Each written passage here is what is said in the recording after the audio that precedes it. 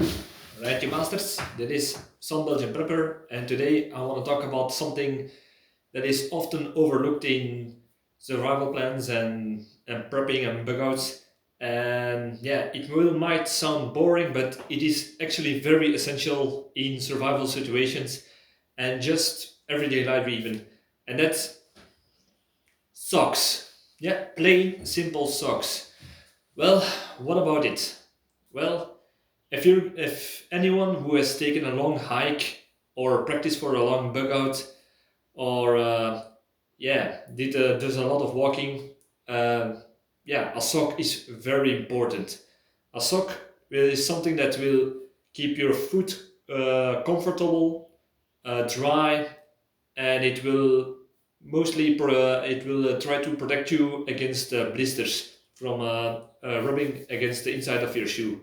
So today I want to talk about two important things you can do to protect your feet with two sort of, I would not say tricks, because it's something that's been done often for a certain type of people, but we will talk about how to protect your feet that way. And yeah, the first one is you.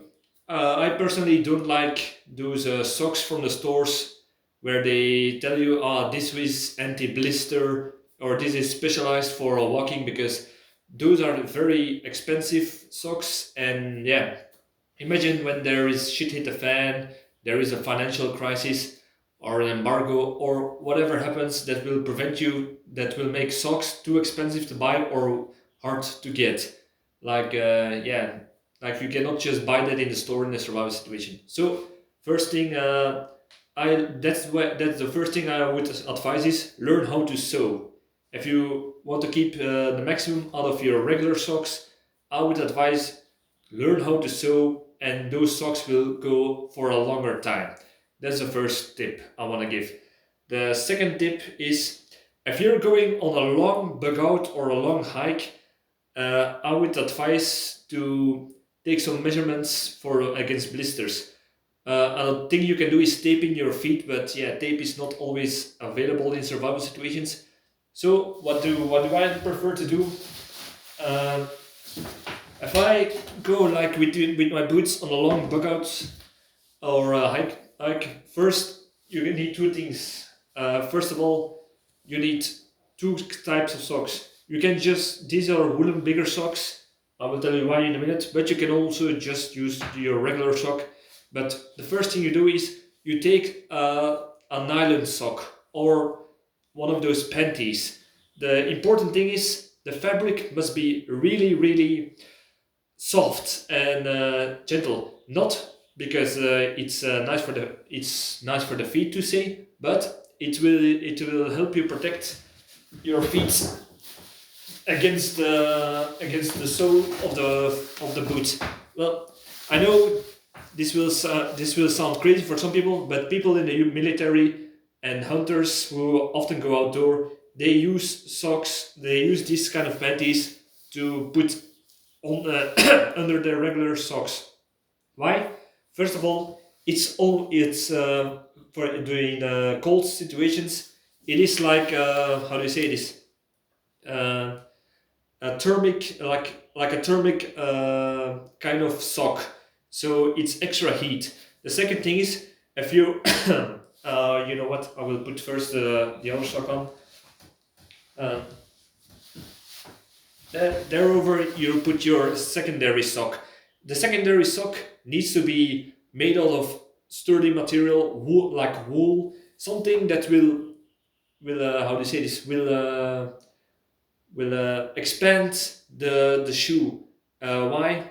I will tell you in a minute. First, I was talking about the panty. The panty is also necessary for if you're going to, not only for the cold, but if you're going to wear a boot like this and you walk through rough terrain, foliage, or something like that, then there is the risk there are small insects going to bite inside of it. So insects can even if you're walking, even if you have, yeah, you can prevent it from by wearing gaiters, but by the small cracks inside of your foot in long grass. Small insects like ticks and other parasites, leeches, can get into your foot. And what the panty does is, the panty will make it more difficult for those parasites to bite in, to cling on, and to get through. It will be harder for them to attach, is to say. So it's like almost like a second skin. The second thing it will do is, the soft panty or sock will rub against the rougher woolen sock. So if you're walking a long distance, those two fabrics will rub against each other instead of your foot rubbing against the outside of your boot. So that way you can avoid blisters. The American US Army has conducted several experiments with this, and they have good results. I personally did wore panties during a hike in the Ardennes, and I walked 87 kilometers in rough terrain, and I did not got any blisters. So yeah, in my personal experience, it works really good. So yeah, those are the main reasons why you would wear a panty and beneath a regular or a woolen sock. The woolen sock will also make the feet more breathable. What do I mean by that? During long hikes, your foot will start to sweat, and yeah, as we all know, sweat will cause more blisters because of the salt and of the what the moisture does to the materials, and it can cause some problems like athlete foot or trench foot if it stays too long to wet. So don't forget, regularly change your socks and let the other pair dry during a long hike or walk or bug out. That's very, very important if you want, because your feet will help you to get to your safe destination. Yeah. So your foot will not be, how do I say this? Will be able to breathe. And I always would say take a woolen sock, because what does the woolen sock do? The moisture and the sweat from that will probably get around the panty will get sucked up by the woolen sock. That woolen sock will hold the moisture better and leave some air to breathe, so your foot will stay longer dry for a longer period. So that's also a good thing that this method will do.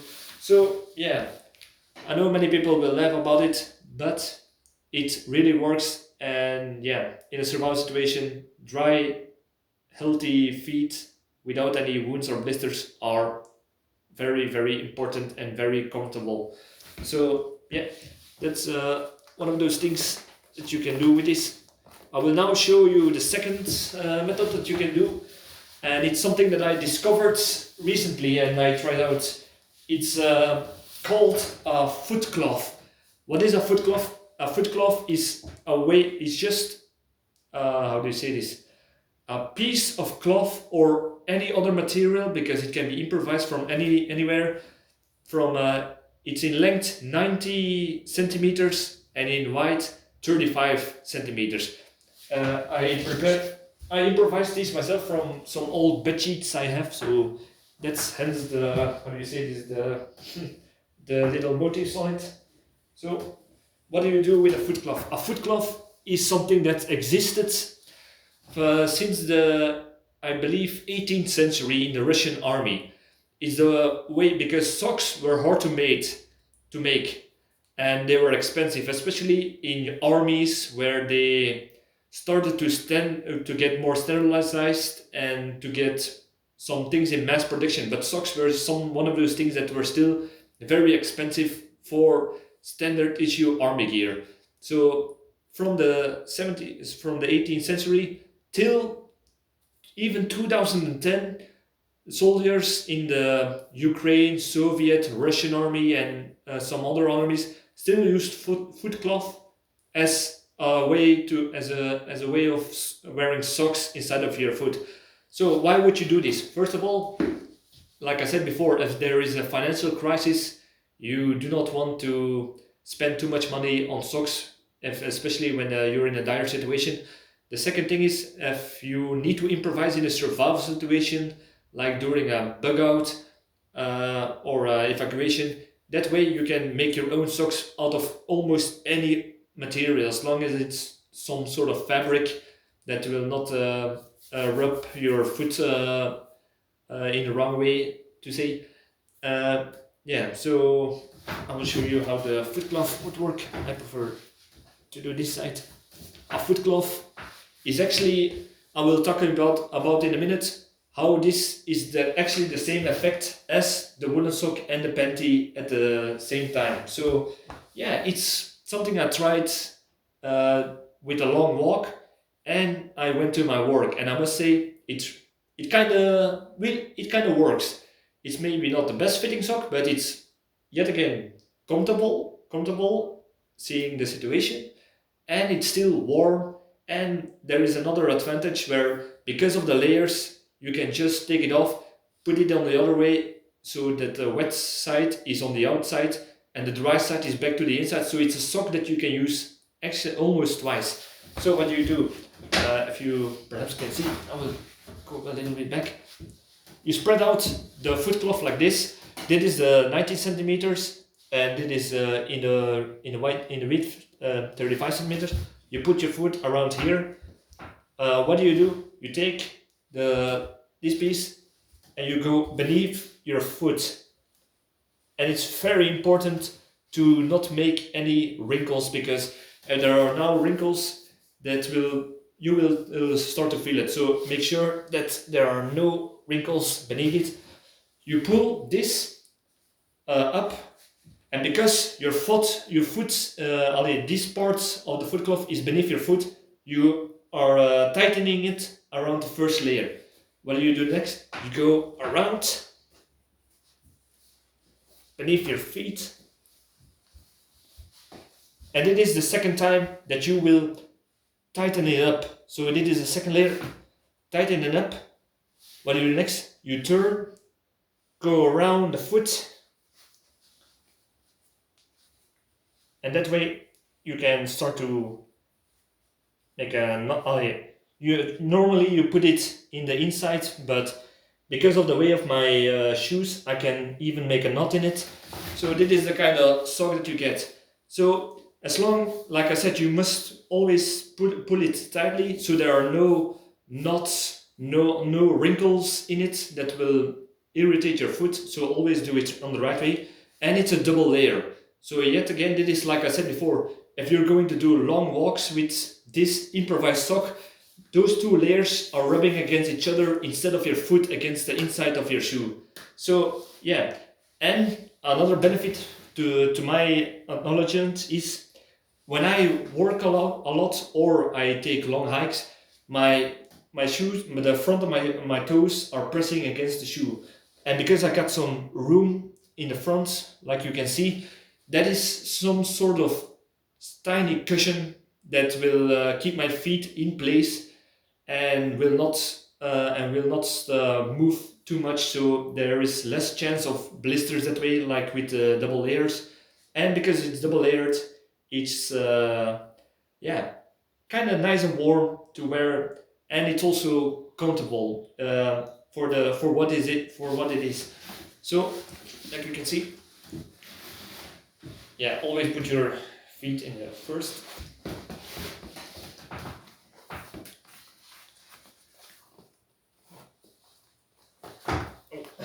Yeah, and it is something they still used till 2010 in the Ukraine army. And yeah, it's I must say it's a technique that I learned from a YouTube channel called Eastern Front, and it is how the Russian and the Soviet army had socks. So yeah, like I said before, if I take a long walk with this now, and I take a rest, and I turn the cloth, put it on again, then the wet's outside, then the wet is on the outer layer and the dry on the inner layer. So yeah, you can go double the time till you need to dry the socks. And yeah, like I said, you can make it out of any material. It's one of those forgotten items and it's still comfortable to walk. Yeah, as long as you don't, like I said, don't make any wrinkles on the inside, it's a good way. So yeah, this was my video about socks, 2 ways to wear socks in a survival situation, whether it's a bug in, bug out. So I would say subscribe, I would really appreciate it. Have you got any other ideas for the video to make about a certain topic that I perhaps don't even know and you want me to test it out? Leave it in the comments.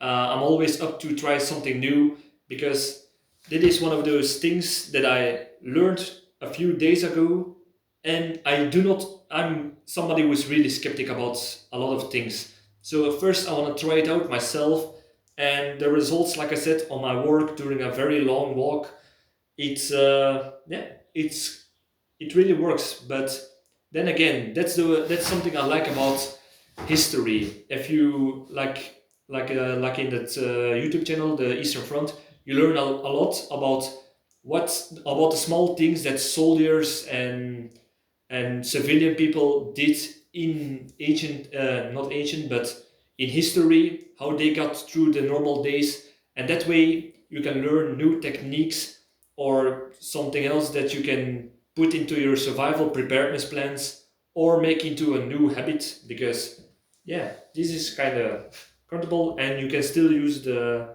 cloth as some towel or some, yeah, if you got an old shirt or bed sheet that you cannot use anymore because there are too many holes in it, or it's for some reason you cannot use it anymore, you can cut those things out and improvise and save some money. So yeah, like I said, give me in the comments some new ideas that I can test out, and yeah, I would really yeah, I'm really curious about what people can come up with that I can test out for my own survival plans and learn myself. I hope you learned something about this. So thank you for watching. Leave a like, subscribe, and see you in the next video. Cheers.